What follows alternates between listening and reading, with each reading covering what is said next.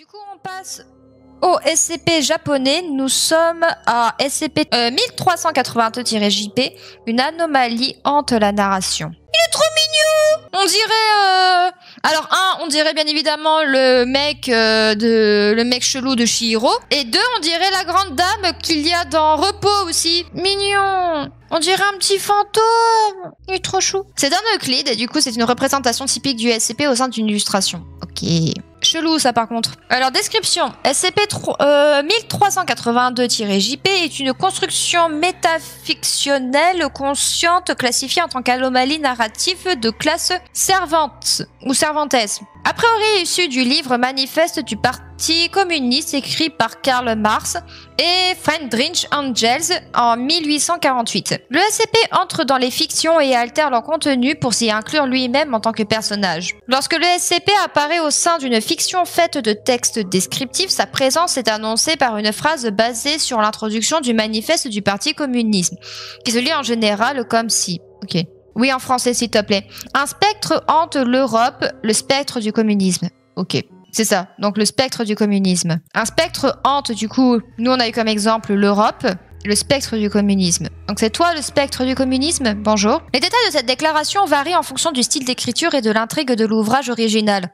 Au sein des fictions qui ne contiennent pas de texte descriptif, tels que les bandes dessinées ou les vidéos, aucune déclaration équivalente n'est identifiée dans la plupart des cas. Dans une histoire, le SCP est toujours représenté comme un politiquement de gauche avec une idéologie communiste et son interférence avec l'intrigue est cohérente avec cette représentation. Par exemple, dans des histoires impliquant toutes sortes de conflits, le SCP tente d'interpréter cette relation comme une forme de lutte des classes et rejoint les forces les plus compatibles avec l'idéologie communiste. Dans les narrations du style tranche de vie, il est décrit comme s'engageant dans de l'activisme politique de gauche approprié avec la période et le lieu au sein desquels l'histoire se déroule. Visiblement, le SCP est montré comme une entité déguisée en fantôme portant un drap blanc et un masque, bien que cette apparence puisse supposément sembler étrange pour les autres personnages de l'histoire affectée. Le SCP est rarement traité en tant que tel par ceux-ci. C'est vrai que ton design est un petit peu bizarre, on va pas se mytho, mec. Donc là, c'est le SCP dans un film en prise de vue réelle. Oh! Par contre, on est d'accord que le masque, c'est littéralement une assiette en papier, quoi. Les interférences provoquées par le SCP altèrent seulement les supports individuels plutôt que d'altérer l'ensemble des copies de la narration affectée. Il est supposé que le SCP réside dans le médium dans lequel il a interféré le plus récemment et voyage entre les différentes fictions par le contact physique entre les supports. Puisqu'aucune instance d'infiltration du SCP au sein de guides de terrain illustrés, de livres photos, de manuels techniques ou de cahiers de notes vierges n'a été confiné jusqu'à maintenant, il est supposé que l'anomalie ne cible que les fictions ayant une certaine qualité narrative. D'accord. En gros, hier, on aurait très bien pu avoir le SCP pendant que j'étais en train de lire The Anomaly Games, quoi. Procédure de confinement spécial. Le médium contenant actuellement le SCP doit être placé dans une chambre de confinement du site 81CH. L'autorisation du personnel de confinement est nécessaire pour introduire tout autre support de stockage dans celle-ci. Pendant les expérimentations et les autres activités, le transfert du SCP entre les supports doit être traqué constamment afin de s'assurer que l'instance qui contient le SCP reste identifiée. Les supports de stockage auparavant infectés par le SCP doivent être entreposés dans les archives du site 81CH. Ils doivent être isolés des autres supports étant donné la possibilité que l'instance contenant le SCP ait pu accidentellement se mélanger à eux. Tout ouvrage créatif non collecté et affecté par le SCP doit être récupéré le plus tôt possible après sa découverte. Ok, bon, c'est un petit fantôme très de gauche qui du coup s'infiltre dans les fictions de n'importe quel type pour y mettre son petit grain de sel, quoi. Ok. Addendum 1. Ce qui suit est une sélection d'exemples de narration infiltrées par le SCP et les résumés des altérations subséquentes. Les membres du personnel souhaitant avoir accès à la liste complète peuvent contacter le site de recherche 81CH et le département de développement. Titre: Momotaro. C'est un livre. C'est un conte pour enfants tiré du folklore japonais. Le protagoniste Momotaro est né d'une pêche qui a flotté le long d'une rivière et a grandi avec un couple de personnes âgées qui l'a recueilli.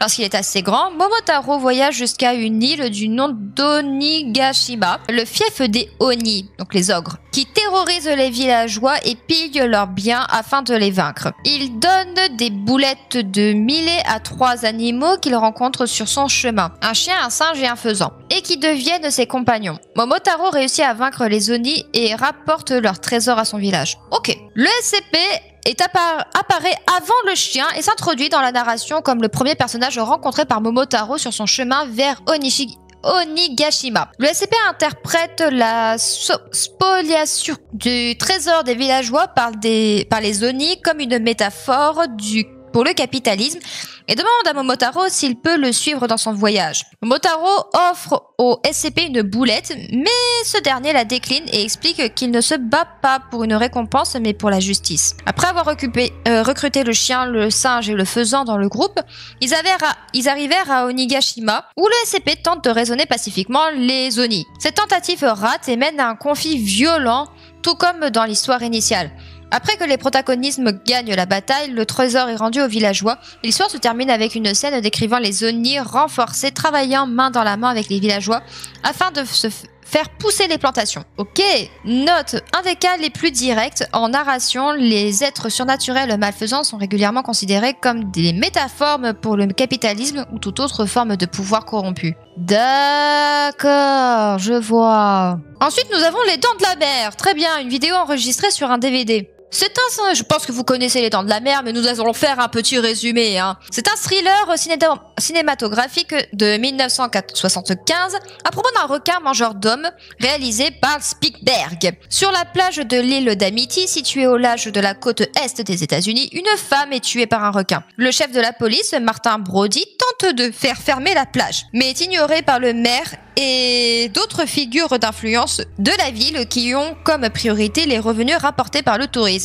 Après la mort de 3 autres personnes, Brody prend un bateau pour aller chasser le requin avec Matt Hooper, un océanographe de l'Institut océanographique, et Kint, un pêcheur local expérimenté engagé par le maire. Bien que Kint finisse par trouver la mort, Brody réussit à abattre le requin et survit aux côtés de Hooper. Voilà en gros. Résumé de l'altération. Qu'est-ce qu'a fait le SCP? Le SCP apparaît pour la première fois dans l'arrière-plan après la découverte du cadavre de la première victime. Simultanément aux tentatives du maire d'étouffer la présence du requin, le SCP la révèle via l'utilisation des médias de masse et condamne fermement la position du maire qui privilégie les revenus du tourisme aux vies humaines. En conséquence, la plage ferme et la seconde victime n'est pas attaquée. Dans une volonté de rouvrir la plage avant le jour de l'indépendance, le maire engage Kint plutôt que l'intrigue initiale pour aller chasser le requin en bateau avec l'aide de Brody et de Hooper. À partir de là et jusqu'à la fin, le SCP ne fait plus aucune apparition et le film suit relativement le même intrigue que dans l'original. Si ce n'est le changement de date. Un court passage est ajouté après la scène finale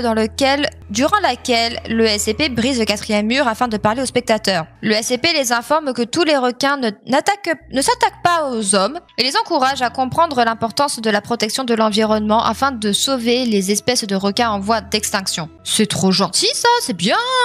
Cela montre que le SCP n'est pas un marxiste pur au sens classique du terme, mais s'adapte aux dynamiques politiques actuelles. Dans cette instance, le SCP est visiblement un environnementaliste. En vrai, franchement, c'est très très bien. J'avoue que j'ai jamais vu le film, mais le maire, je crois que je lui foutrais 3 droites. 3 droites. Mon Dieu! Et le pire, c'est que c'est vraiment ce qui se passe aujourd'hui, c'est ça le pire. L'argent vaut plus que les vies humaines, et ça me fait chier. C'est leur opinion, c'est pas du tout la mienne.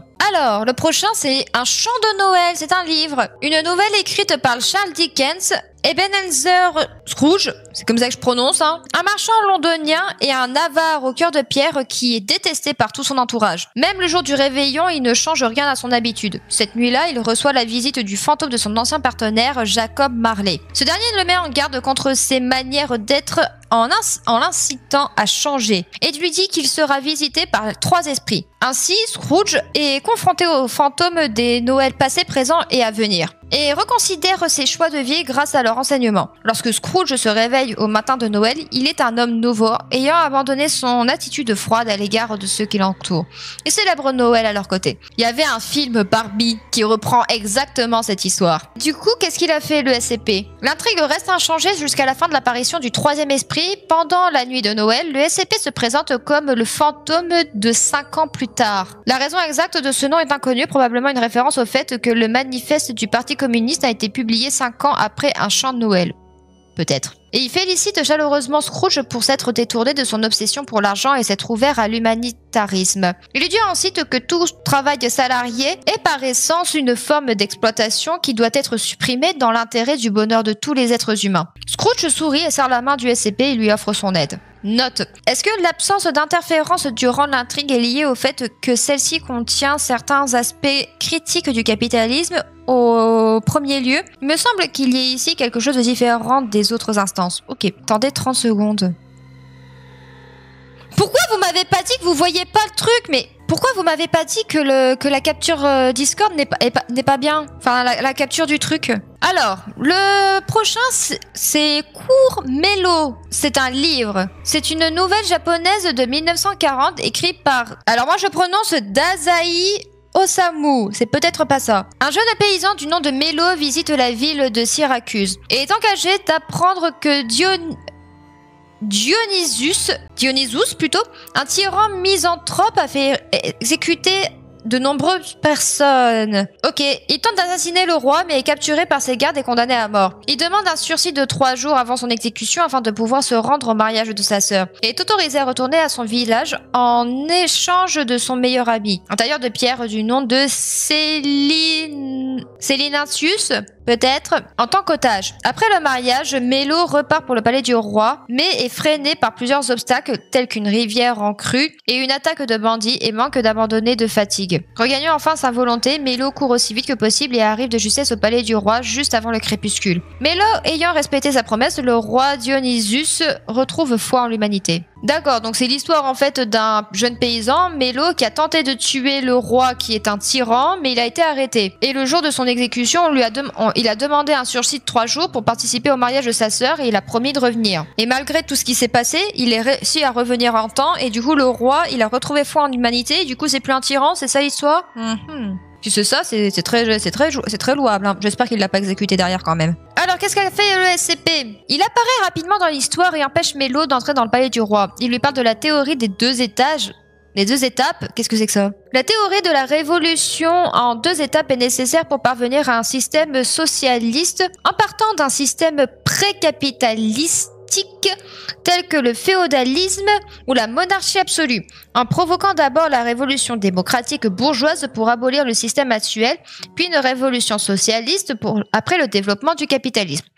C'est compliqué. Et il lui propose de détrôner le roi avec son aide. Après avoir échoué à convaincre Mélo par l'approche théorique, le SCP commence une leçon de sciences politiques rudimentaires dans l'atelier du tailleur de pierre, voilà. Cet échange est découvert par les gardes et ils sont tous les 3 amenés au palais du roi. Mélo retourne au village afin d'assister au mariage de sa sœur, offrant du coup le tailleur de pierre et le SCP en otage. Les événements principaux qui suivent sont pratiquement identiques à l'intrigue originale. Cependant, certains passages courts sont insérés décrivant les conversations entre le roi et le SCP crucifié. Après le retour de Mélo, le roi réformé déclare son intention de modifier le système politique de sa nation pour en faire une démocratie. Note: en prenant en compte le contexte de l'histoire, Syracuse, en Sicile, du 4e siècle avant Jésus-Christ, il est possible que d'autres problématiques telles que l'esclavage soient présentes, et que bien que non mentionnées, elles soient difficiles à ignorer pour le SCP. Malgré cela, ce dernier ne semble pas les évoquer. À cela, j'ai 2 hypothèses. Soit les choses ne sont pas décrites, n'existent pas dans l'univers fictif du point de vue du SCP,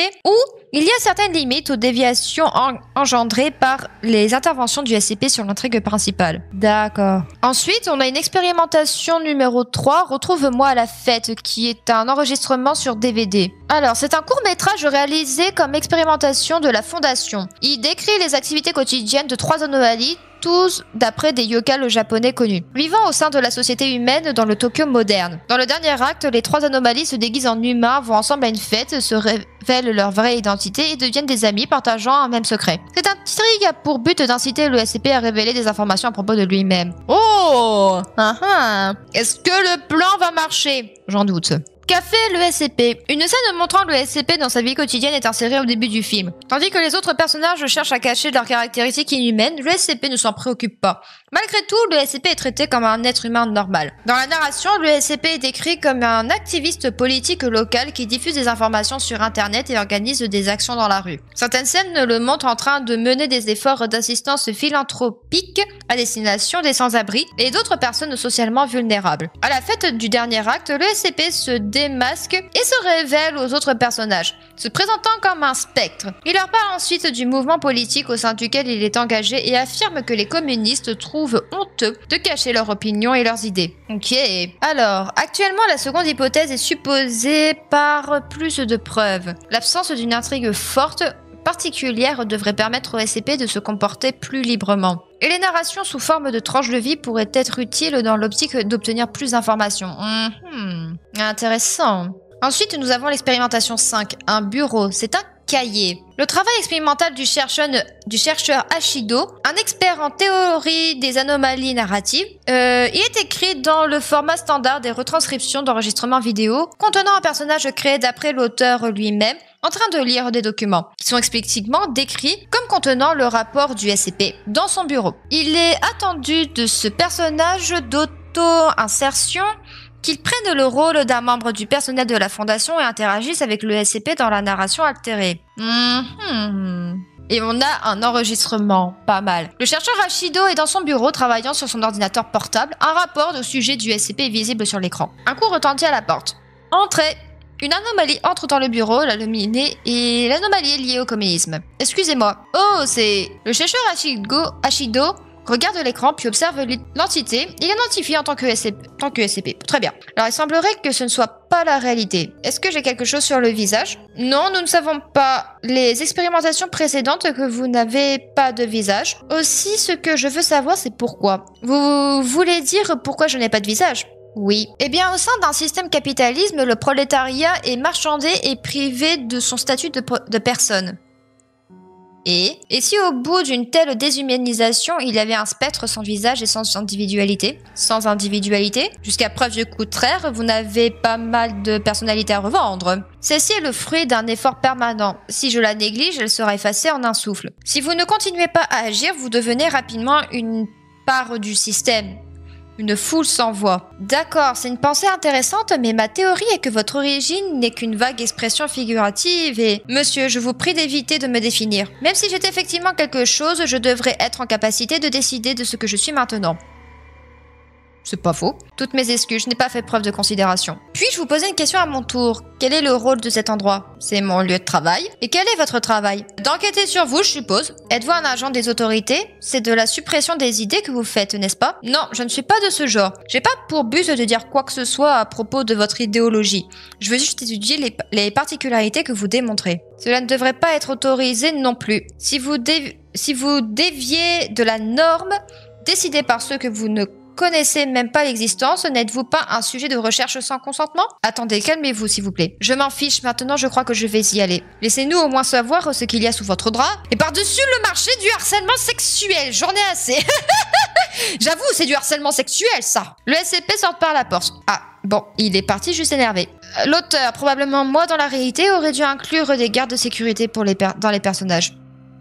Note, pour ma défense, j'ai délibérément évité d'écrire sur la présence de gardes car j'ai pensé qu'une intervention par la contrainte pourrait provoquer la réaction violente de la part du SCP. La prochaine fois, je préparerai une narration qui décrira l'interrogateur comme un personnage plus déterminé. Ok.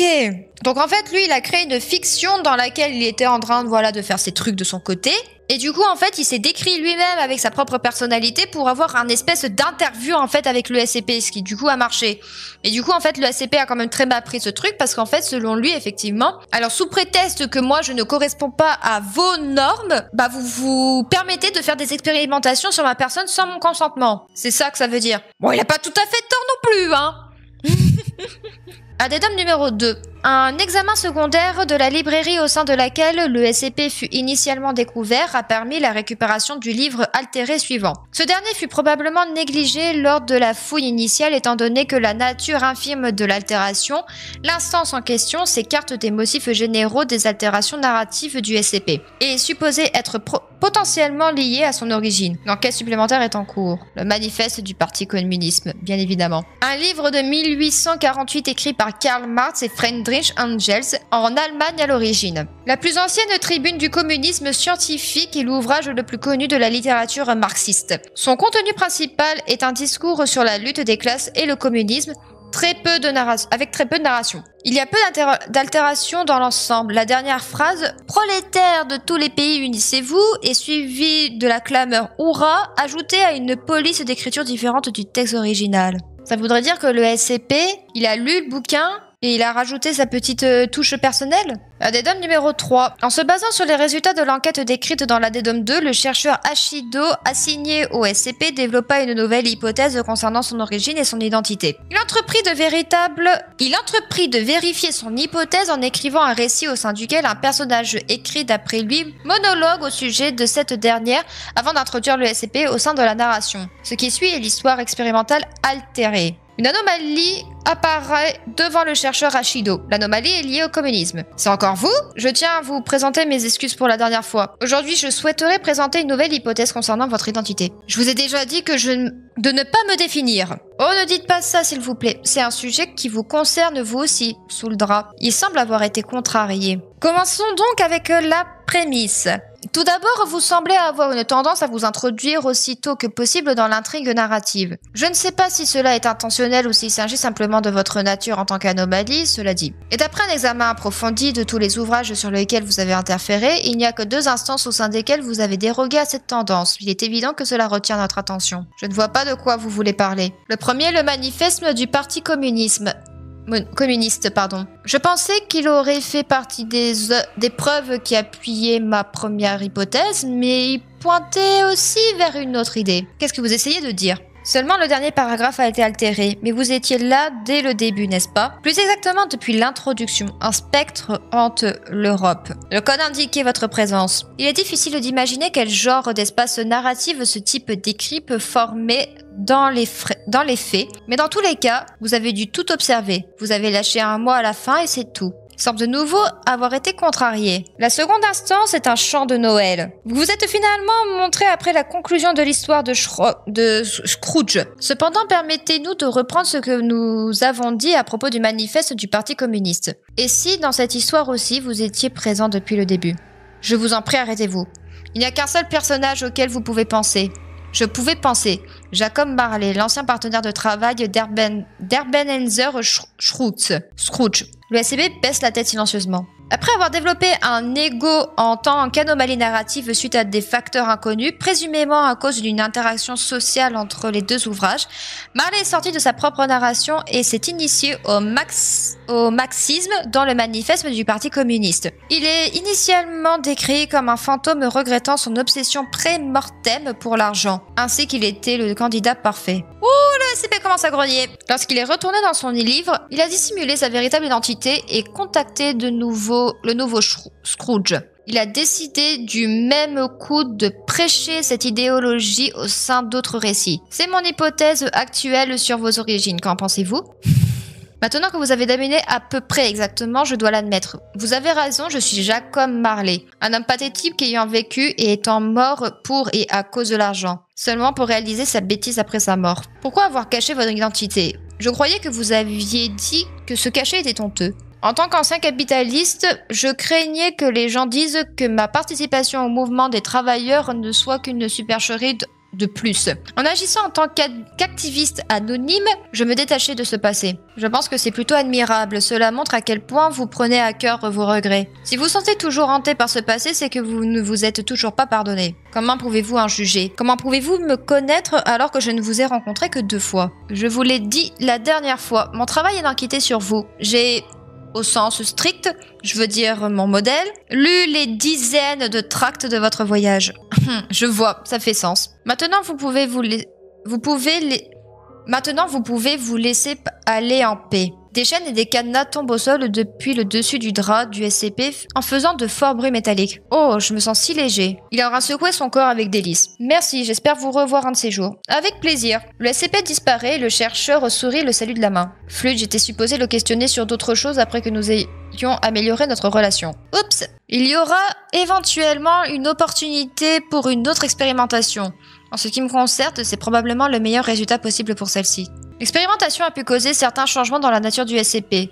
De nouveaux tests sont actuellement en train d'être planifiés. En vrai, là, c'est super intéressant parce qu'en gros, là, le SCP, ce qui s'est passé, c'est que littéralement, en fait, le docteur l'a libéré, en fait, de son passé. Il lui a retiré un poids qu'il avait sur la conscience, en fait, depuis des années. Donc, en fait, d'accord. Donc, il s'agit, en fait, de Jacob Marley, qui est mort, en fait, on va dire comme une merde, en étant seul et tout, en étant trop proche de son argent, qui s'est rendu compte, en fait, on va dire un peu de la stupidité de sa mort, et qui s'est un peu réincarné en tant qu'anomalie narrative, en fait. Il a été son pote, du coup, Ebenezer Scrooge, dans son histoire du coup d'origine, pour l'aider à se repentir et à être une meilleure personne. Et ce, avec du coup dans la tête les idées du coup marxisme avec le manifeste du Parti communiste. Ok.